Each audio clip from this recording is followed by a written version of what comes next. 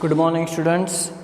So last time हमने 2.50 तक complete किया था, बराबर।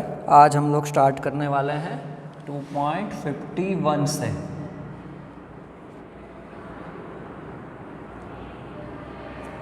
Question number 2.51। ओके, क्या है? The work function for cesium atom is 1.9 electron volt. Work function, that means W0, or we can say that threshold energy क्या है? 1.9 electron. Calculate the threshold wavelength, threshold frequency for radiation, and if the kinetic energy and velocity of the ejected photoelectron, if the wavelength irradiated with wavelength of 500 nanometer, then calculate the kinetic energy and velocity of the photo electron. बहुत सारी चीज़ें calculate करनी है, but बहुत ही simple example है। चलो, सबसे पहले तो क्या करेंगे कि जो इलेक्ट्रॉन वोल्ट है उसको हम कन्वर्ट करेंगे जूल में। तो इनटू हम लोग करेंगे कि 1.9, ये वैल्यू आपको याद रखनी है, कई बार आपको नहीं दिया जाएगा। 1 electron volt is equal to 1.6 into 10⁻⁻18 joule, 19 joule. Okay, तो इसका आंसर आएगा आपका 3.04 इंटू 10⁻⁻19 जूल। चलो, तो फर्स्ट आपको बोला है फाइंड आउट करना। क्या फाइंड आउट करना है? Threshold wavelength. तो threshold energy is equal to HC by lambda 0। H पता है, C पता है, E0 भी पता है, लैम्डा 0 निकाल सकते हो, सिंपल है। सेकंड पूछा है थ्रेशोल्ड फ्रीक्वेंसी, तो E0 is equal to H0, threshold frequency मिल जाएगा, सिंपल है। चलो, थर्ड पूछा है आपको कि आपको लैम्डा दिया है 500 नैनोमीटर एंड आपको पूछा है कि काइनेटिक एनर्जी क्या है। दूसरा क्या पूछा है कि वेलोसिटी कितना है, बराबर। तो सबसे पहले तो फॉर्मूला अप्लाई करो, E is equal to E0 plus kinetic energy. चलो, थ्रेशोल्ड एनर्जी है हमारे पास, टोटल एनर्जी नहीं है, बट उसके लिए आपको लैम्डा दिया है। तो लैम्डा की मदद से क्या करो, टोटल एनर्जी फाइंड आउट करो। E is equal to HC by lambda, बराबर। ये E की वैल्यू यहाँ पे रखोगे तो आपको क्या मिल जाएगा? काइनेटिक एनर्जी मिल जाएगा, बराबर। एंड काइनेटिक एनर्जी मिल गया, देन उसके बाद काइनेटिक एनर्जी का फॉर्मूला क्या होता है? 1/2 mv²। m mass of an electron, वो भी आपको पता है। तो वेलोसिटी आप निकाल सकते हो, काइनेटिक एनर्जी है, सभी वैल्यू है आपके पास। मतलब फॉर्मूला आपको एग्जाम्पल बड़ा लगेगा, बट एक आंसर के ऊपर दूसरा आंसर डिपेंड करेगा, बराबर। ये फाइंड आउट किया, फिर उसके बाद ये, फिर एनर्जी, फिर ये फॉर्मूला, बराबर। तो एक से ऊपर एक एग्जाम्पल को बड़ा किया है, छोटे छोटे बहुत सारे एग्जाम्पल को मिला के एक बड़ा एग्जाम्पल बनाया है। सिंपल है, कैलकुलेशन करना है। चलो, 2.51 कंप्लीट हुआ, देन 2.52।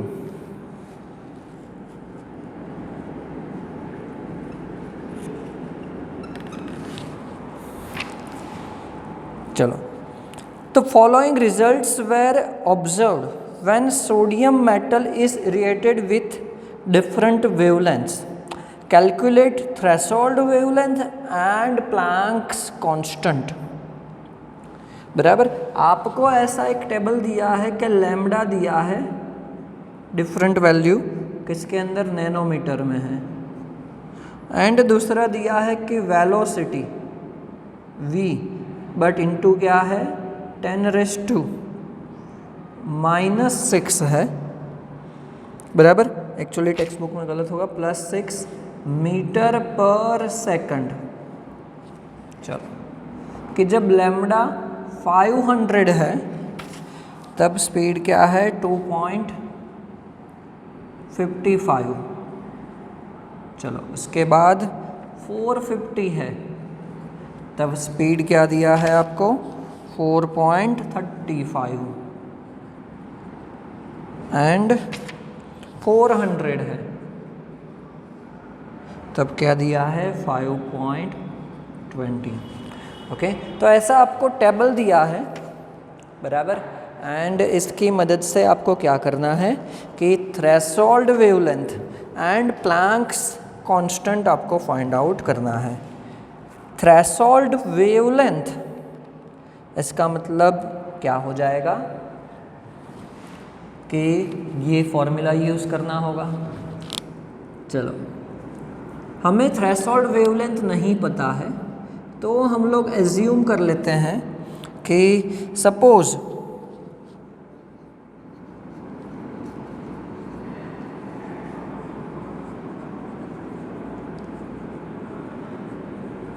थ्रेशोल्ड वेवलेंथ कितना लेते हैं हम लोग, λ0 नैनोमीटर ले लेते हैं डायरेक्टली, क्योंकि यहाँ पे नैनोमीटर में सब कुछ दिया है तो λ0 नैनोमीटर ले लेते हैं। ओके, चलो अब फॉर्मूला अप्लाई करते हैं कि E is equal to E0 plus kinetic energy है।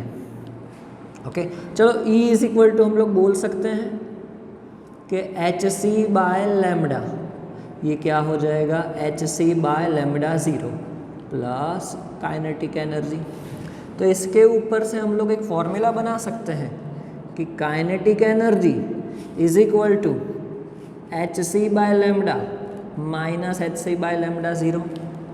चलो, तो क्या हो जाएगा, काइनेटिक एनर्जी hc कॉमन निकाल लेते हैं तो 1/λ माइनस 1/λ0 हो जाएगा। देखो, ये हमने एक फॉर्मूला बनाया। बराबर, अब इसके अंदर हम लोग वैल्यू इनपुट करने वाले हैं। बहुत ही सिंपल है, तो सभी के लिए हम लोग क्या कर रहे हैं, ये वैल्यू इनपुट करते हैं सभी के लिए। And kinetic energy is equal to क्या है 1/2 mv² है। ये भी यहाँ पे इनपुट कर देंगे क्योंकि आपको स्पीड दिया ही है। चलो, तो इसको हम 1 बोल देते हैं, ये सेकंड वैल्यू है एंड ये थर्ड वैल्यू है। चलो, फर्स्ट वैल्यू अगर हम लोग वैल्यू इनपुट करते हैं, इसको मैं hc ही रख रहा हूँ 1/ फर्स्ट के लिए लैम्डा क्या लेते हैं 500 minus 1/λ0 is equal to 1/2 m में नहीं रख रहा हूँ अभी, उसकी वैल्यू इलेक्ट्रॉन की बाद में देखते हैं कि क्या होता है। v वेलोसिटी 2.55, बट इसको क्या करते हैं कि यहाँ पे इंटू क्या है 10⁻⁶ है एंड उसका क्या है स्क्वायर। इसको इक्वेशन 1 बोल देते हैं। चलो, ऐसे ही दूसरा एंड तीसरा इक्वेशन लिखते हैं। hc 1/450 minus 1/λ0 is equal to 1/2 m, and उस टाइम पे क्या है स्पीड 4.35 इंटू 10⁻⁶ स्क्वायर, ये इक्वेशन नंबर 2। चलो, same way third one hc 1/ क्या है 400 माइनस 1/λ0 1/2 m, एंड उस टाइम पे स्पीड कितनी है 5.20 इंटू 10⁻⁶ उसका स्क्वायर, ये इक्वेशन नंबर 3। बराबर, बहुत ही सिंपल है। अब क्या करते हैं, इक्वेशन 2 को 1 से डिवाइड करते हैं। ओके, इक्वेशन 2 डिवाइडेड बाय 1 लेते हैं। बराबर, तो क्या होता है, चलो HC 1/450 minus 1/λ0 is equal to 1/2 m 4.35 into 10⁻⁶ उसका square divided by equation 1 HC 1/500 minus 1/λ0 is equal to 1/2 m 2.55 into 10⁻⁶ उसका स्क्वायर। चलो H से कॉमन है, कैंसिल आउट हो गया, 1/2m कैंसिल आउट हो गया। इसका एलसीएम लेके वैल्यू इनपुट कर रहे हैं। ओके, तो क्या होगा, बहुत ही सिंपल हो जाएगा कि λ0 minus 450 divided by 450 λ0 into 500 λ0 divided by λ0 minus 500 is equal to, चलो 10⁻⁶ ये भी कॉमन है, उसका स्क्वायर भी कॉमन होगा तो वो कैंसिल आउट हो जाएगा। तो क्या रहेगा, 4.35 डिवाइडेड बाय 2.35 और उसका होल स्क्वायर। चलो यहाँ पे λ0 कैंसिल हो गया, ये एक 0, यहाँ पे दूसरा 0 भी कैंसिल हो गया। ओके, चलो इसको आप अच्छी तरीके से कैलकुलेट कर रहे हो तो फिर इसका आंसर आएगा λ0 minus 450 is equal to 2.619 λ0 minus 1309.5। कैल्सी होगा आपके पास, इसके अंदर मिस्टेक नहीं होना चाहिए, खुद कैलकुलेशन पूरा करना है, मैं डायरेक्टली लिख रहा हूँ। ओके, चलो तो फिर 1.619 λ0 ये हो जाएगा इज इक्वल टू 859.5। तो फिर λ0 का answer threshold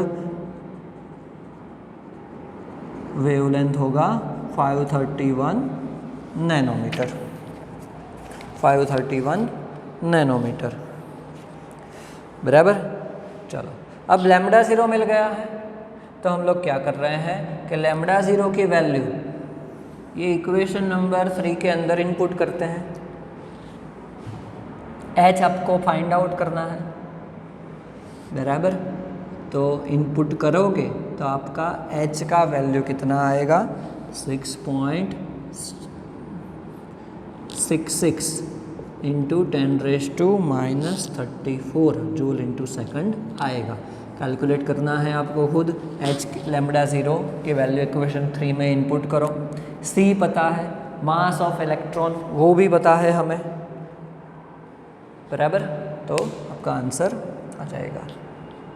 okay, simple question था 2.52। ओके, चलो उसके बाद देखते हैं दूसरा क्वेश्चन, इसका स्क्रीनशॉट ले लेना।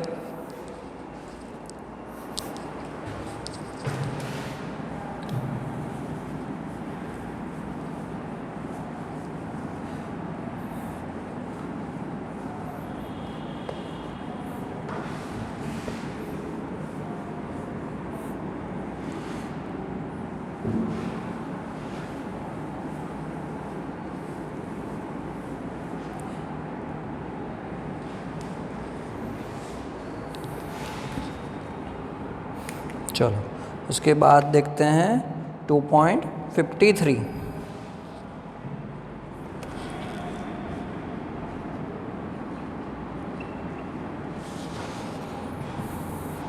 सिंपल है। The ejection of the photo electron from the silver metal in photo electric effect experiment can be stopped by applying the voltage of 0.35 volt when the radiation 256.7 nanometer is used. Calculate the work function for silver metal. Okay चलो, तो basically आपको यहाँ पे सबसे पहले तो lambda दिया है, कितना दिया है आपको 256.7 नैनोमीटर। इसकी मदद से आप टोटल एनर्जी फाइंड आउट कर सकते हो, Hc by lambda formula apply करके टोटल एनर्जी आपको मिल जाएगा। अब क्वेश्चन पढ़ो, क्या बोला है कि the photo electric effect experiment can be stopped by applying voltage of 0.35 volt. Okay, that means kinetic energy क्या होगा, फोटो इलेक्ट्रिक इफेक्ट इलेक्ट्रॉन के ऊपर इंसिडेंट हुआ वेव, उसके बाद वो इजेक्ट होगा बाहर और वेलोसिटी में आएगा, मतलब काइनेटिक एनर्जी में अपनी पूरी एनर्जी कन्वर्ट करेगा। तो इलेक्ट्रॉन बाहर निकल के ये वेलोसिटी में आ गया है, जा रहा है, और उसके ऑपोजिट साइड क्या कर रहे हैं कि 0.35 वोल्ट अप्लाई कर रहे हैं वोल्टेज। ओके, तो रिएक्शन स्टॉप हो जाता है। इसका मतलब एक सिंपल है कि कोई कार 30 किलोमीटर पर आवर की स्पीड से चल रही है और उसके सामने उसके ऑपोजिट डायरेक्शन में 30 किलोमीटर पर सेकंड की स्पीड से अगर कोई दूसरी कार आ रही है, एक दूसरे को टकराएगी, तो वहाँ पे क्या हो जाएगा, दोनों स्टॉप हो जाएंगे, क्योंकि दोनों की स्पीड क्या है, सेम है और दोनों अपोजिट डायरेक्शन में है। तो वैसा ही यहाँ पे होगा कि काइनेटिक एनर्जी को बंद करने के लिए 0.35 इलेक्ट्रॉन वोल्ट एनर्जी अप्लाई किया है। That means actually kinetic energy ही आपको दिया है कितना, 0.35 इलेक्ट्रॉन वोल्ट। उसको जूल में कन्वर्ट करो, फिर तो अपना फॉर्मूला सिंपल है, E is equal to E0 plus kinetic energy.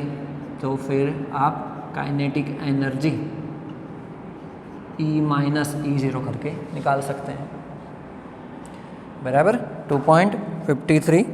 चलो 2.54 वो भी इसके जैसा ही क्वेश्चन है जो आपको खुद करना है। 2.54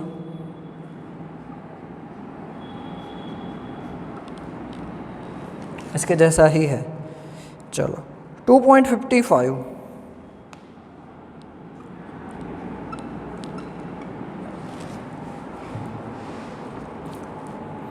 emission transitions in Paschen series at orbit n is equal to 3 and start from n can be represented as, चलो आपको दिया है यहाँ पे न्यू का formula, nu is equal to 3.29 into 10⁻15 in bracket में क्या दिया है, 1/3 square minus 1/n square. Calculate the value of n if the transition is observed at 1285 nanometre, और आपको लैम्डा भी दिया है 1285 नैनोमीटर। चलो इसका मतलब 1285 इंटू 10⁻⁻9 मीटर। आपको ये n फाइंड आउट करना है। चलो म्यू आप निकाल सकते हो कैसे, लैम्डा की वैल्यू के ऊपर से, कि nu is equal to c by lambda is equal to, ये बोल सकते हैं 3.29 into 10⁻15 1/3 square minus 1/n square. चलो न्यू मिल गया, उसके बाद तो n निकाल सकते हो, बराबर।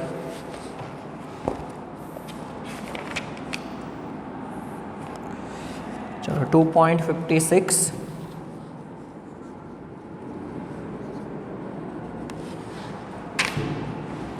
calculate the wavelength for the emission transition if it starts from the orbit having radius 1.3225 nanometer and ends at 211.6 picometer. Name the series to which this transition belongs and the region of the spectrum. तो सबसे पहले तो आपको radius दिया है orbits का, बराबर। तो फॉर्मूला पहले देख लेते हैं कि क्या है formula. R n is equal to, formula क्या था हमारा 0.529 n square by z angstrom. Okay, आपको ये फॉर्मूला है, बराबर। आपको रेडियस दिया है R1 बोल देते हैं। फर्स्ट रेडियस जो आपको दिया है कितना दिया है 1.3225 नैनोमीटर। चलो इसको भी हम मीटर में कन्वर्ट कर देते हैं, 10⁻⁻10 मीटर हो जाएगा। एंड R2 आपको दिया है 211.6 पिकोमीटर। इन दोनों को भी क्या करते हैं मीटर में कन्वर्ट कर देते हैं, 10⁻⁹ मीटर इज इक्वल टू यहाँ पे 211.6 इंटू 10⁻12 मीटर। तो Z आपको क्या बोला है फॉर ट्रांजिशन स्पेक्ट्रम। यहाँ पे हम लोग Z हमें नहीं पता है, बराबर। बट आपको क्या करना होगा कि ये हाइड्रोजन स्पेक्ट्रम जैसा है, बराबर। ये हमने फॉर्मूला भी हाइड्रोजन स्पेक्ट्रम के लिए लिया है। तो Z इज इक्वल टू हम लोग क्या लेंगे 1 लेंगे फॉर हाइड्रोजन। आपको दिया जाना चाहिए कि हाइड्रोजन के लिए है, बट Z क्या लेंगे हम लोग 1 लेंगे। ओके, चलो तो वैल्यू इनपुट करते हैं अगर R1 के लिए, तो क्या हो जाएगा 1.3225 इंटू 10⁻⁹ इज इक्वल टू क्या है 0.529 इंटू एन स्क्वायर, जेड तो 1 है, एंड इंटू 10⁻⁻10। तो यहाँ पे N1 बोल देते हैं, N1 आपको मिल जाएगा। सेम वे दूसरी वैल्यू इनपुट करोगे तो आपको N2 मिलेगा। चलो N1 एंड N2 मिल गया, फिर तो सिंपल है। आपको क्या फाइंड आउट करना बोला है कि सीरीज। तो फॉर्मूला अप्लाई करो कि nu bar is equal to 109,677 bracket में 1/n1 square minus 1/n2 square centimetre inverse. देख लो N1 क्या है N2 क्या है, उसके ऊपर से सीरीज आप निकाल सकते हो and the region of the spectra. Simple है। ओके, चलो 56 देन 57 58 59 ये तो आपको होमवर्क में दिए थे, एंड 60 भी, बराबर। चलो क्वेश्चन नंबर 2.61 देखते हैं।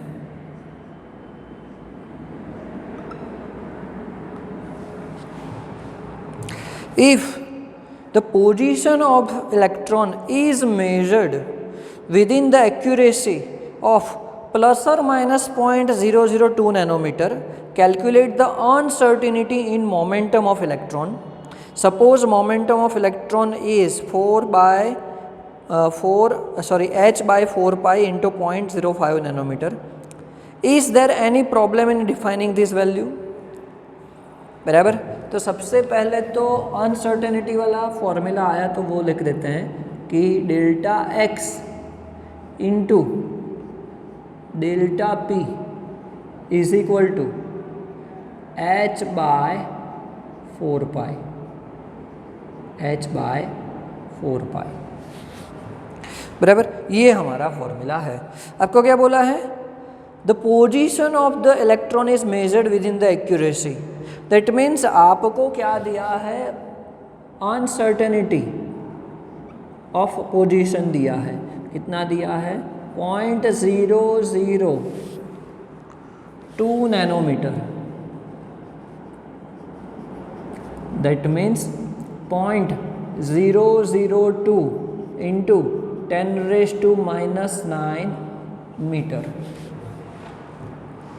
चलो फिर बेसिकली आप इसको क्या कर सकते हो कि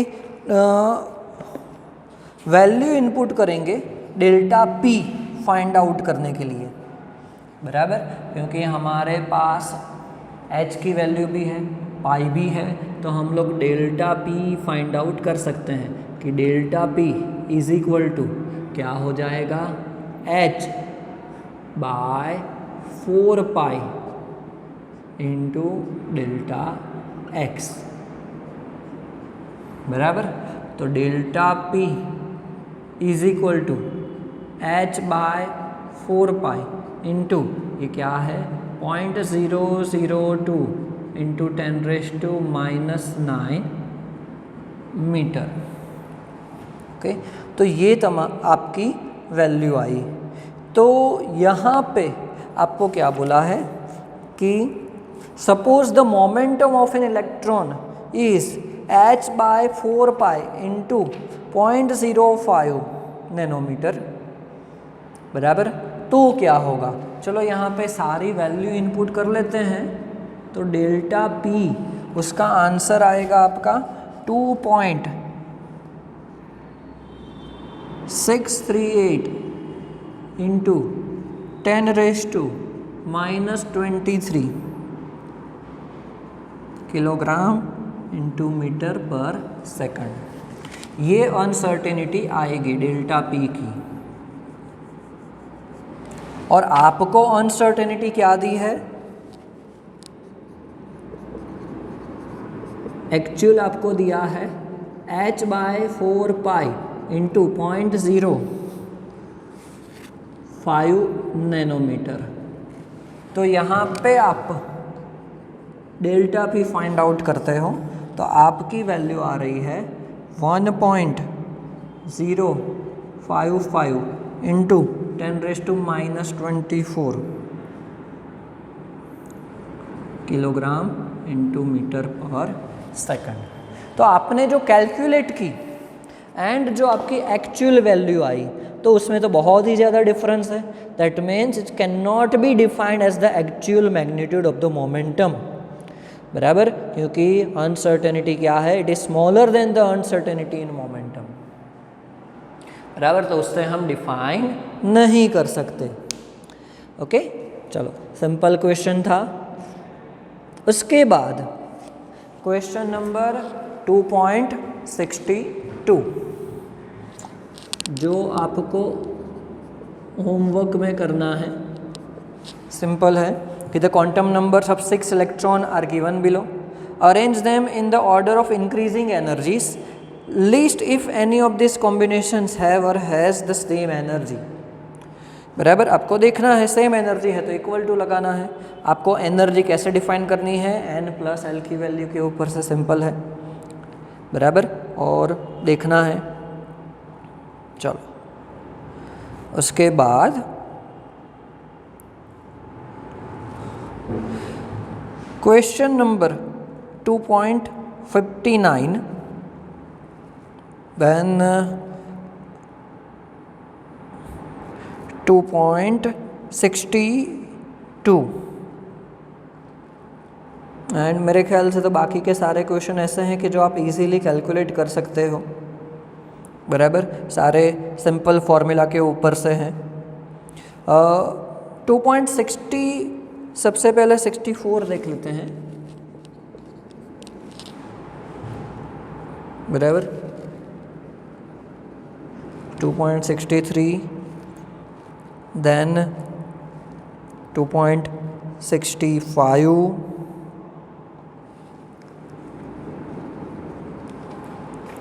then 2.66 एंड होमवर्क में ही करना है, सिंपल है।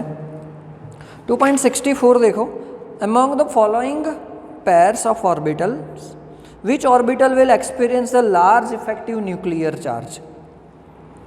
तो इसका मतलब जितना ऑर्बिटल न्यूक्लियस से डिस्टेंस में नज़दीक होगा उतना ही उसको इफेक्टिव न्यूक्लियर चार्ज ज़्यादा होगा, कि न्यूक्लियर चार्ज उसको ज़्यादा अट्रैक्ट कर पाएगा।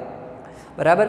एक सिंपल लॉजिक है कि अगर ऑर्बिटल बहुत ही दूर है तो उसके ऊपर इफेक्टिव न्यूक्लियर चार्ज कैसा होगा, कम होगा, नज़दीक है तो ज़्यादा होगा। तो आपको ऑर्बिटल्स दिया है कि फर्स्ट के अंदर देखो क्या दिया है, 2s एंड 3s, तो ऑब्वियसली 2s ज़्यादा नज़दीक है तो उसके ऊपर इफेक्टिव न्यूक्लियर चार्ज ज़्यादा होगा। चलो सेकंड देखो, 4d and 4p, sorry 4d and 4f। चलो यहाँ पे थोड़ा कन्फ्यूज़न हो सकता है, बट एनर्जी के हिसाब से देखो, जिसकी एनर्जी कम होगी वो ज़्यादा नज़दीक होगा, वो ज़्यादा इफेक्टिव न्यूक्लियर चार्ज उसके ऊपर होगा। तो 4d की एनर्जी कम है तो इसके अंदर आंसर 4d आएगा। एंड थर्ड वन इज़ क्या है, 3d एंड 3p, तो ऑब्वियसली आंसर क्या आएगा, 3p। उसके ऊपर से ही 2.65 है। बराबर। तो यहाँ पे आपका एक्सरसाइज भी ख़त्म हुआ एंड चैप्टर भी ख़त्म हुआ। नेक्स्ट लेक्चर से हम लोग चैप्टर नंबर 3 स्टार्ट करेंगे। Thank you.